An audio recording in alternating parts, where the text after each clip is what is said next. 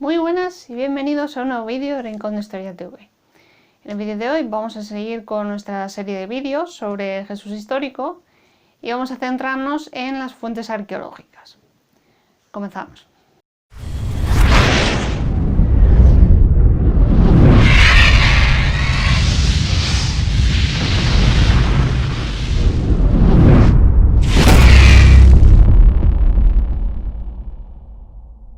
Vamos a ir desgranando algunas de las fuentes arqueológicas con las que contamos y comenzaremos con Dominus Flevit.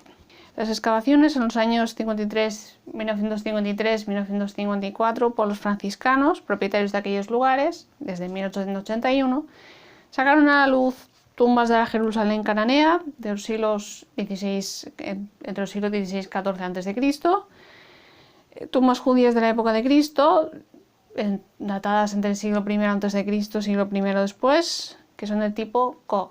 Con el inicio de nuestra era, las tumbas se multiplican por los alrededores de Jerusalén.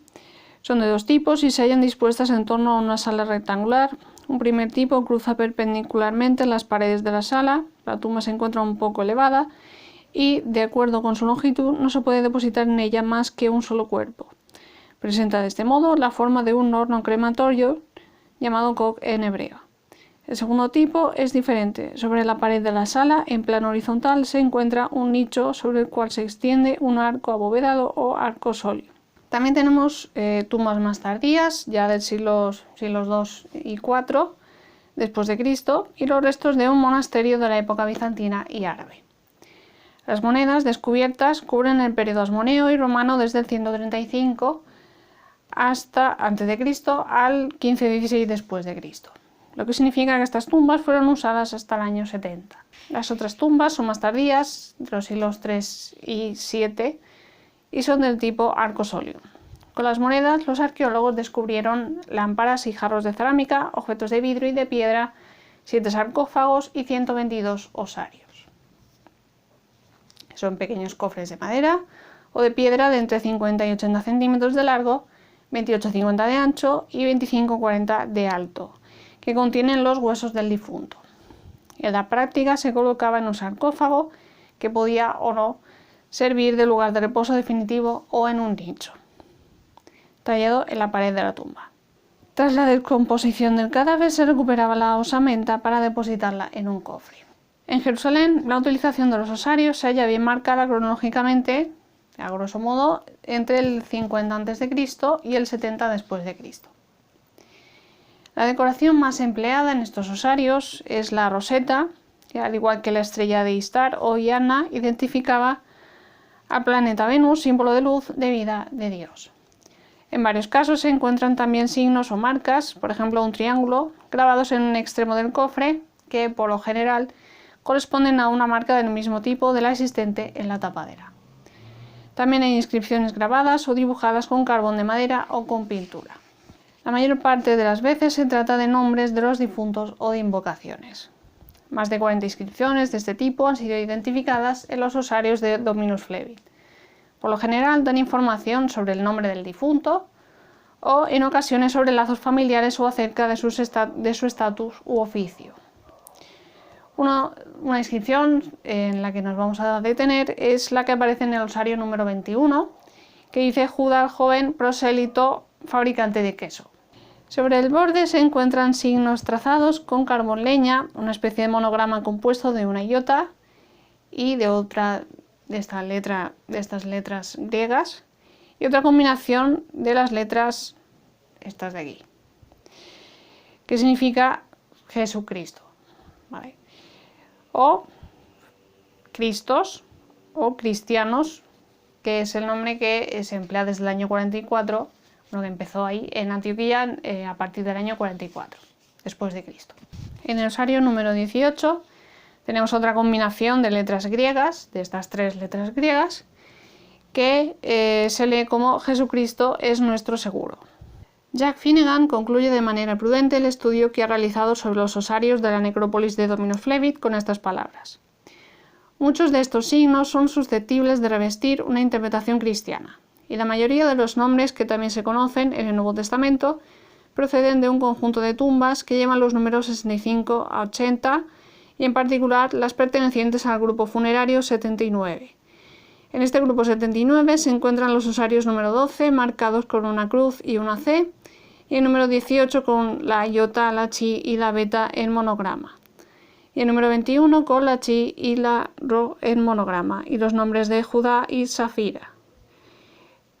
En los grupos funerarios 65-80 se encuentran el osario número 1 con un signo en forma de cruz, acompañando al nombre de Shalom Sion. El número 27 con los nombres de Marta y María, y el número 29 con el de Salomé y el número 36 con el nombre de Jonatán. Así pues, nos encontramos en presencia de signos que pueden ser cristianos y de nombres que son frecuentes o importantes en el Nuevo Testamento y que desde entonces han podido ser de preferencia para los cristianos. Es altamente posible que esta zona particular sea un cementerio de familias judías cuyos miembros se convirtieran al cristianismo. Uno de los osarios que ha traído mayor controversia es el llamado osario de Siwan, puesto en conocimiento por el epigrafista André Lemaire en 2002. La inscripción comprende una veintena de letras redactadas en arameo y cita, cosa relativamente rara, 3 nombres propios: Santiago, José y Jesús, vinculados por lazos de sangre. Si bien la filiación se utilizaba usualmente en las inscripciones funerarias, la relación entre hermanos resulta más bien rara, a menos que uno de los dos fuera célebre o que hubiera pagado la sepultura. El osario está desprovisto de todo contexto arqueológico. Fue desenterrado clandestinamente, cedido a un revendedor, para ser finalmente comprado de nuevo por un coleccionista. En el año 2003, la autoridad de las antigüedades de Israel procedió a una prueba pericial. Se crearon 2 subcomisiones para estudiar este osario, una estudió la inscripción y otra el soporte. La que estudió la inscripción no se pusieron de acuerdo, no hubo unanimidad sobre la autenticidad de la inscripción. Y la otra sí que hizo una proclamación unánime. Se dijo que las diferencias de espesor y profundidad del grabado mostraban que la primera parte de la inscripción, Santiago, hijo de José, no había sido grabada con el mismo buril que la segunda parte, que dice hermano de Jesús. Los caracteres ponían en evidencia además diferencias de estilo. El 14 de marzo de 2012, la justicia de Israel hizo público su veredicto en el proceso incoado por el Estado contra el coleccionista israelita Oded Gola y el vendedor de antigüedades Robert Deutsch, declarando que era imposible determinar si cabía hablar de una falsa factura de todas las piezas. André Lemaire sostuvo siempre que se trataba de un original auténtico. Otra de las otra de las fuentes arqueológicas que tenemos es una que me encanta, le tengo especial cariño, me da ternurita este graffiti, ahora veréis por qué, sobre todo por la contestación. O sea, ahora lo digo, ahora lo explico. Es el graffiti de la Domus Gelotiana, descubierto por Rafael Garucci en 1856 en una edificación llamada Domus Gelotiana en la vertiente sudoeste del Palatino. Al lado del personaje que levanta la mano izquierda, el orante, se puede leer en griego la inscripción siguiente: Alexamenes adora a Dios. A la derecha, al lado de la cruz, se distingue este signo y está fechado entre finales del siglo I e inicios del III. Esta acusación de la adoración a un dios con cabeza de asno se realizaba en la antigüedad contra judíos, cristianos y gnósticos. Pero lo mejor de todo es que Alexamenes contesta y dice esto: Alexamenes fidelis. Maravilloso. O sea, fan de póster. La siguiente fuente arqueológica es una conocidísima por todos, que es la Sábana Santa de Turín. Unos están que si es falsa, otros verdadera, en fin, es algo que ha suscitado toneladas y toneladas de estudios y de bibliografía, que os dejaré aquí abajo por si queréis echarle algún vistacito o un vídeo. Y si queréis que me dedique solamente a la Sábana Santa, porque da para un vídeo solo, ¿vale? Porque resumir aquí es decir muy poco. La historia de la Sábana Santa y de los estudios que han ido apareciendo, pues da para un vídeo entero. Y si queréis que lo haga, pues me lo dejáis aquí en los comentarios. Lo siguiente que vamos a hablar es sobre las ciudades de Nazaret y Belén, a ver qué evidencias tenemos de que existieran estas ciudades. Tenemos registros realizados a partir de los años 1880 que han permitido descubrir numerosas trazas de ocupación. Se han encontrado vasos que datan de la primera y segunda edad del Bronce Medio, entre el 2000 y 1500 a.C., y del bronce tardío, entre el 1550 y el 1200 a.C. Se han hallado otros vestigios que se remontan a la primera edad del hierro, entre el 1200 y el 1000 a.C., en una tumba, al igual que restos de una construcción rural con vocación agrícola correspondiente a la segunda edad del hierro, entre el 900 y el 600 a.C., y que constituye una especie de establecimiento compuesto de simples habitaciones construidas en torno a grutas excavadas en las rocas calcáreas destinadas a trabajos domésticos o abrigo de los animales. Estas grutas tenían una o varias estancias. Se han descubierto también cisternas destinadas a recoger el agua de la lluvia, lagares para el aceite y la uva, etc. En los años 2006-2009 hubo un descubrimiento de los cimientos de 2 pequeñas casas que datan de la época de Herodes. Y se puede justificar también la existencia de una pequeña sinagoga. Vale, está todo esto en torno a Nazaret. Y ahora vamos a hablar de Belén. A ver si existió la ciudad donde supuestamente nació Jesús de Nazaret o no.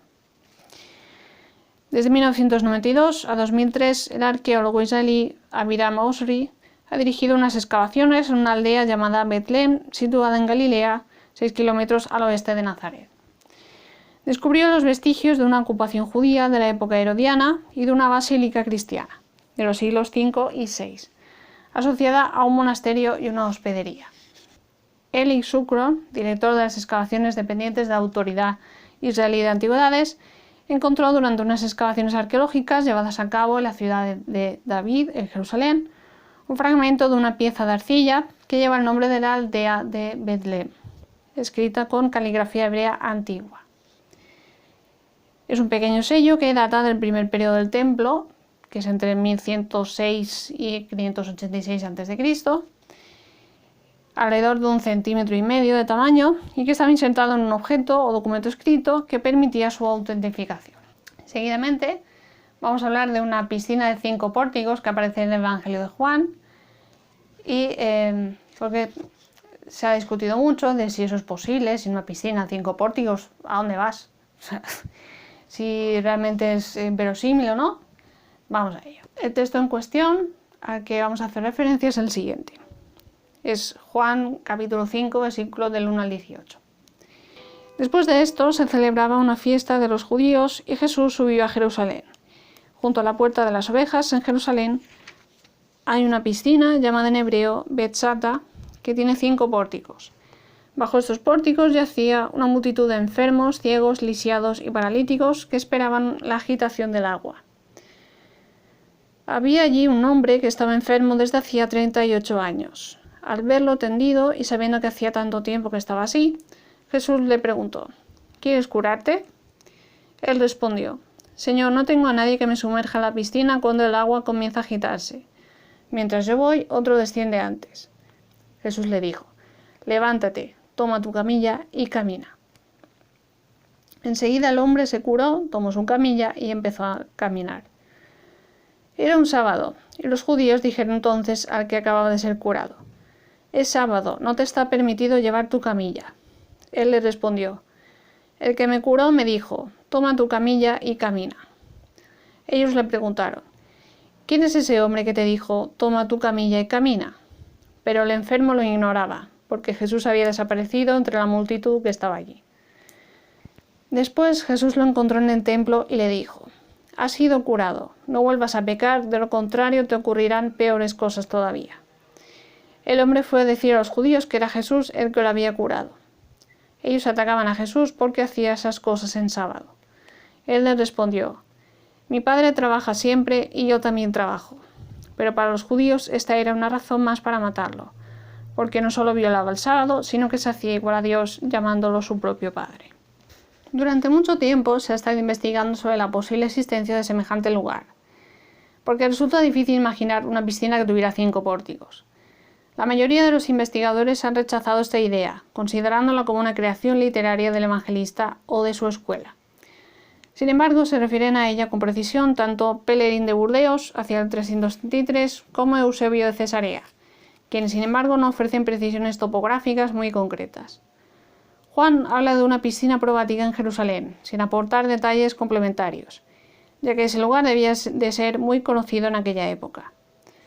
Es necesario recordar que la ciudad de Jerusalén fue completamente transformada en el año 135 por el emperador Adriano, que hizo edificar en ese lugar una nueva ciudad llamada Aelia Capitolina. Consagró el sitio en cuestión en Asclepeion. Es un santuario dedicado al dios sanador Esculapio. En la época bizantina se erigió una importante basílica para unir las dos piscinas, gracias a un sistema de pilastras y arcos. Posteriormente, los persas y sus aliados judíos destruyeron todos los lugares santos de Jerusalén en mayo del año 614 y el doble santuario fue arruinándose antes de desaparecer poco a poco, más o menos escondido en los solares que rodeaban la iglesia de Santa Ana de los Cruzados. Desde el siglo VI hasta el XIII todavía se lo menciona, situándolo cerca de la actual iglesia de Santa Ana. En 1192, tras la toma de Jerusalén por Saladino, se convirtió en la Madrasa Salahiya, que es una escuela coránica. El lugar fue estudiado desde 1863 a 1967 en el curso de varias excavaciones, no siempre científicas, cuyos resultados no han sido publicados jamás en su integridad. Hasta el año 44 después de Cristo, la piscina de Betesda se encontraba en el exterior del recinto de Jerusalén. Estaba compuesta por dos piscinas cuadrangulares de forma irregular y bastante profundidad, que cubrían una superficie de 4.000 metros cuadrados en total, además de unas pequeñas grutas que se utilizaron en un principio como cisternas, antes de ser transformadas bajo los reyes asmoneos en un establecimiento terapéutico. Según Eugenio Aleata, no se trataba de baños rituales, sino más bien de piscinas clásicas instaladas en un lugar en donde el agua debía de poseer ciertas virtudes curativas, como demuestran los esbotos de todas las épocas que se han descubierto hasta ahora. La piscina superior, alimentada por un acueducto subterráneo, se encontraba separada de la inferior por un muro de roca en el cual se habría construido un pórtico, aunque las investigaciones realizadas no hayan revelado ningún vestigio in situ. Así pues, lejos de constituir una invención de Juan, esta famosa piscina que tenía 5 pórticos, 2 piscinas distintas separadas por un muro, ha existido en realidad, aunque parece imposible. Lo mismo podemos decir de la piscina de Siloé que Juan menciona en Juan capítulo 9, versículo 7. Vamos a leer desde el 6. Después que dijo esto, escupió en la tierra, hizo barro con la saliva y lo puso sobre los ojos del ciego, diciéndole: «Ve a lavarte a la piscina de Siloé», que significa enviado. El ciego fue, se lavó y al regresar ya veía. Durante mucho tiempo se ha creído que esta piscina no era otra cosa que la salida estrecha y sombría del canal subterráneo de Ezequías, situado en la extremidad sur de la ciudad de David, descubierta a principios del siglo XX. Ahora bien, en septiembre del año 2004, en el transcurso de los trabajos realizados sobre una canalización en un lugar llamado Birket el Arra, los arqueólogos israelíes anunciaron haber descubierto los peldaños de una escalinata muy larga de piedra calcárea que descendía suavemente hacia un jardín adyacente, en donde se encontraba sin duda el resto de los baños. Las excavaciones llevadas a cabo por los arqueólogos Elias Shoucron y Ronnie Reich permitieron descubrir uno de los laterales de la piscina de Siloé, 2 de sus ángulos, una parte de la explanada que la rodeaba y gran parte de la escalera que la circundaba por completo.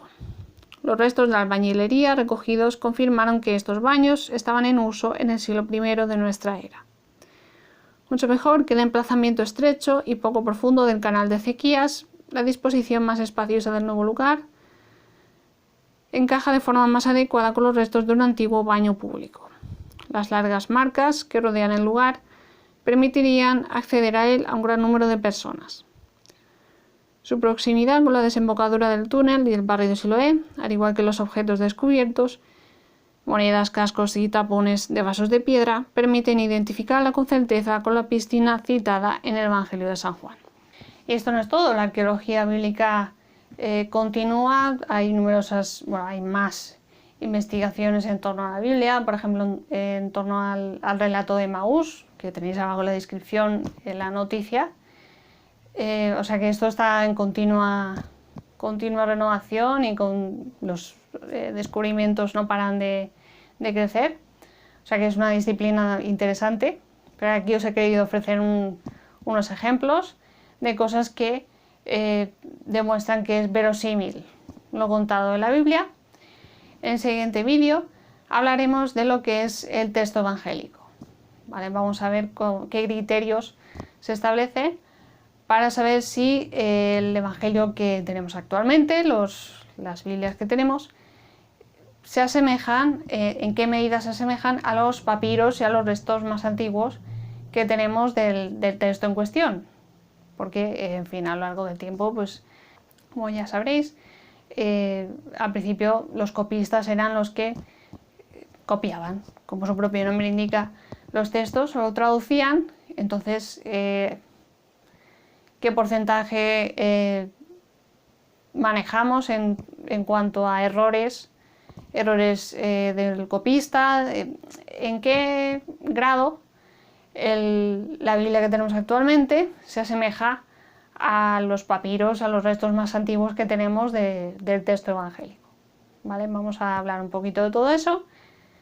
Después hablaremos de lo que es el relato de la pasión, ¿vale? Toda la arqueología en torno a la crucifixión, aunque ya tenéis por aquí arriba mi vídeo sobre la pena de muerte en el mundo romano, para que ya tengáis un aperitivo de lo que vamos a hablar. Después hablaremos del evento, el gran evento que es la resurrección. Ya que es un evento que ocurrió en la historia, pues vamos a intentar tratarlo desde ese punto de vista histórico, a ver qué podemos establecer desde el punto de vista histórico. Vale, hay numerosas personas ateas que se dedican al estudio del Nuevo Testamento y también se enfrentan a este evento, entonces vamos a ir viendo las diferentes posturas dentro de los académicos que estudian el Nuevo Testamento. O sea que no os perdáis esta serie de vídeos, que va a ser súper interesante. Eso es todo por este vídeo. Si os ha gustado, por favor, un buen like histórico. Suscribíos al canal para más contenido como este y de todo tipo relacionado con la historia del patrimonio. No os olvidéis de la campanita para que YouTube os avise de los vídeos que subo. Y nos vemos en el siguiente. Un beso. Chao.